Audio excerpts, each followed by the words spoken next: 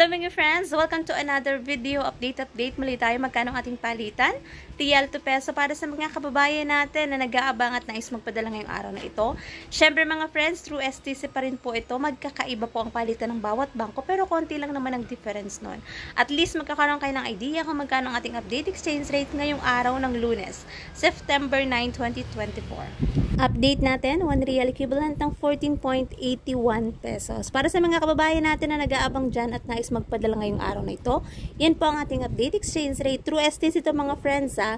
STC Pay to bank account kaya medyo mataas pa yung palitan. And syempre pag nagpapadala ng pera sa Pilipinas, may binabayaran na transfer fee at meron din po yung VAT. Ang laki ko po ring paalala para sa bawat isa sa atin, ang matuto tayong mag-ipon, magtipid at matutong mag-invest.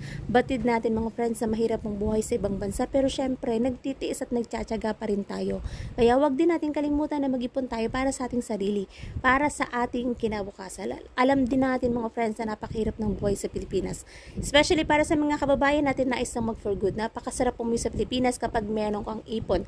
Kasi, syempre malaking tulong yan pag nais mong magnegosyo sa Pilipinas. Kaya, matutong mag-ipon habang may panahon pa.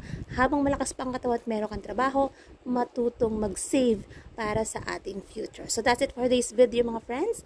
Thank you for watching and see you on my next update. God bless everyone. Much love.